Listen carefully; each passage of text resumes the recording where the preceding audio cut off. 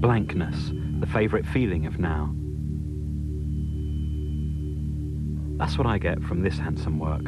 We think it's only normal to feel alienated. We certainly find art alienating. The 1960s art of minimalist cubes, here surrealed up in the 90s by Hirst into another metaphor for what it is to be alive today when everything seems a little bit dead.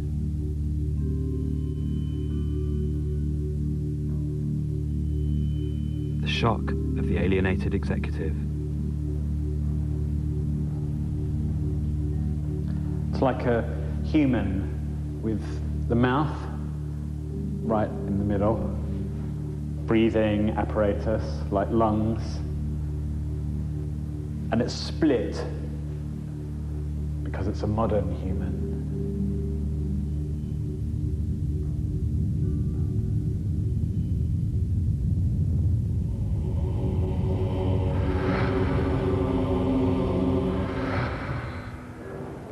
No feelings. It used to be a song by the Sex Pistols. Now it's a credo for art. How blank can you get, art says? How shockingly vivid and vile can you be? The two extremes squashed into one, with nothing in between.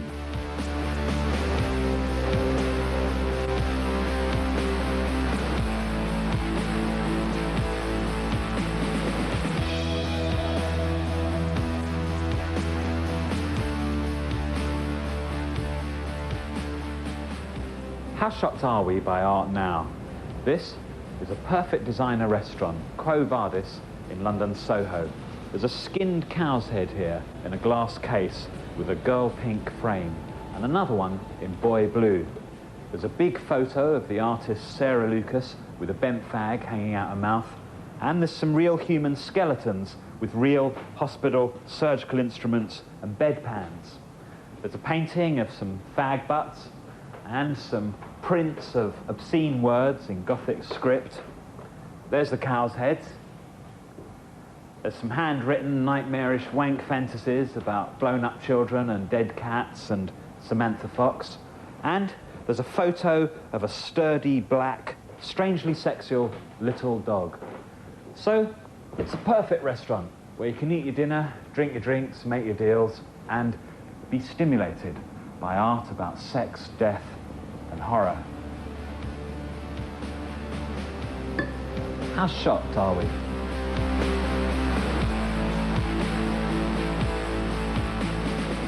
For the media, Young British Art is a fabulous opportunity to have a big new mock shock fest, like they had with the Tate bricks.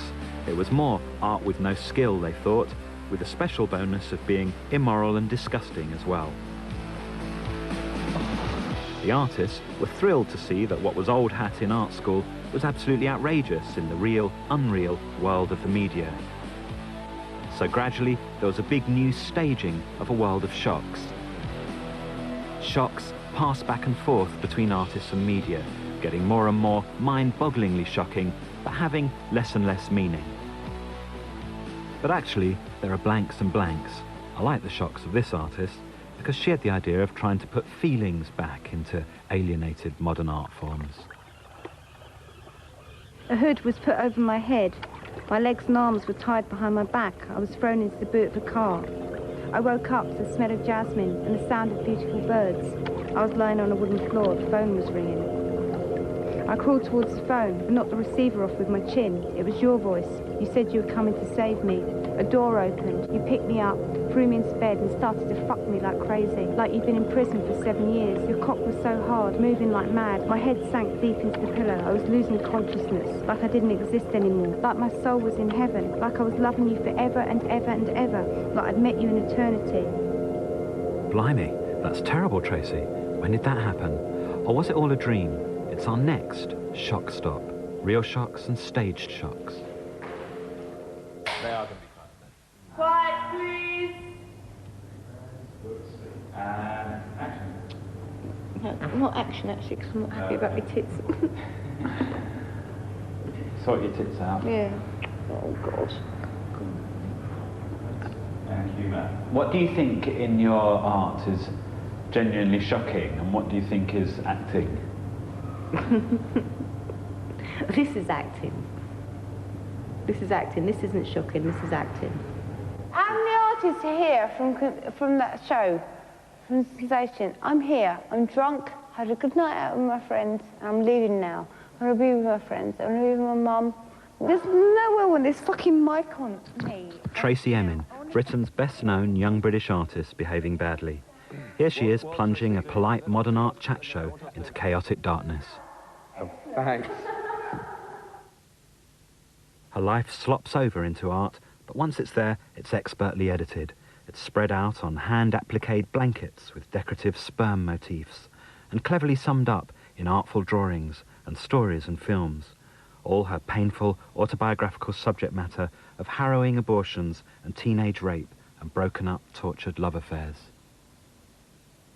A lot of my art ideas come out of an anxiety of feeling lonely, morose, nostalgic, sad, fucked up, and that's not healthy. I would give up the art tomorrow. I would give up the art instantly now to remove those feelings from myself. You don't look very tormented. But this is set up on purpose. This is because at the moment I'm really fucking tormented. I'm really desperate. I'm really upset. I'm really broken-hearted. There's no way I'm going to do this pathetic little interview in my museum talking about how fucking angst-ridden my life is. It's just not going to happen. Do you think people are shocked by you? Yes. But that's because they lead really anal, provincial, parochial lives. Maybe sometimes when I talk about sex, people are shocked. I often tell the truth as well. That surprises people. I don't set out to be controversial. I do what I want to do.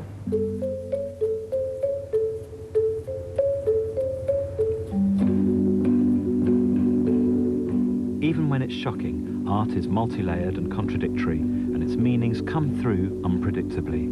The screw turning and turning again. That's why it often doesn't seem to work on TV. Except here, hey, it's the holiday programme, and Matt and Tracy are going to Norway to turn the screw again, to find the frightful sight that first drove Tracy Emin to be an artist.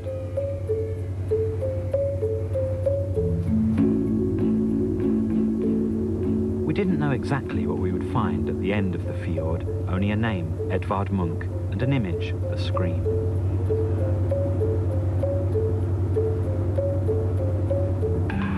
Munch, the most authentic artist we can think of.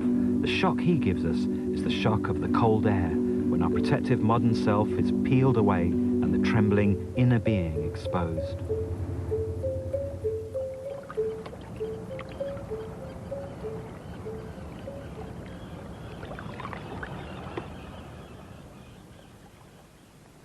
There it is.